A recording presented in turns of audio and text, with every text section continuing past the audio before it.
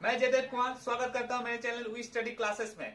मैं आप लोगों को आज हिंदी का अगला अध्याय जिसका नाम है तोप, उसका संपूर्ण सार, उससे जुड़े हुए लेखक परिचय, उनका शब्दार्थ इत्यादि को बताऊंगा। तो चलिए शुरुआत करते हैं। सबसे पहले इस पाठ के जो लेखक हैं उनको परिचय से। इस पाठ के जो लेखक हैं उनका नाम है बीरन डंगवाल जी। क्या नाम है? बीरन डंगवाल जी। इनका जन्म 5 अगस्त 1947 उत्तराखंड में हुआ था। तो बिना देरी किए हुए आगे स्टार्ट करते हैं इस कविता के पहले पंक्ति को। तो इस कविता के जो पहले पंक्ति है वो है, कंपनी बाग के मुआयने पर धर रखी गई है ये 1857 की तोप, इसकी होती है बड़ी संभाल, विरासत में मिले कंपनी की बाग की तरह, साल में चमकाई जाती है 2 बार। तो इस पंक्ति के जो कठिन शब्द है वो है सबसे पहले मुहाने। मुहाने मतलब कि प्रवेश द्वार पर। अगला जो शब्द है धर रखी, यानी कि रखी गई है। संभाल, संभाल मतलब कि उसको संभाल कर रखा गया, देखभाल किया जा रहा है। विरासत मतलब कि हमारे पूर्व पीढ़ियों से हमें ये प्राप्त हुई है।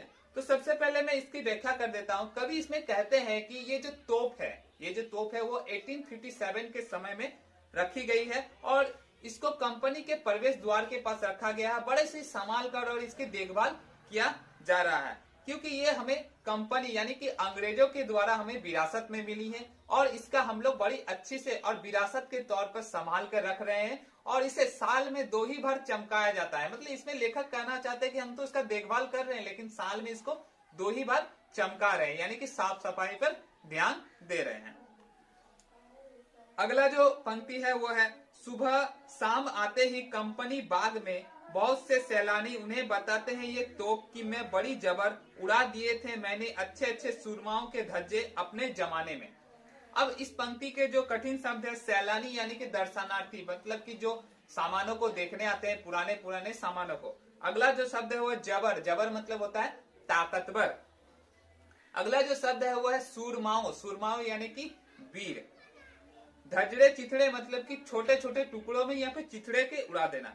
इसमें कवि क्या कहते हैं? कवि कहते हैं कि सुबह शाम, सुबह और शाम बहुत सारे ऐसे व्यक्ति या दर्शनार्थी आते हैं इस तोप को देखने के लिए। एकदम पूरी भीड़ और हुजूम लगी रहती है। ये जो तोप है ये तोप बड़ा ही ताकतवर है। इसने अपने ताकत के बल पर बड़े से बड़े सूरमाओं को भी चिथड़े उड़ा देते, मतलब टुकड़े टुकड़े कर देते। ये इतना ताकतवर है और इस तोप के कारण ही हमें बहुत सारे विरासत, बहुत सारे युद्ध में, लड़ाइयों में हमें जीत प्राप्त हुई थी।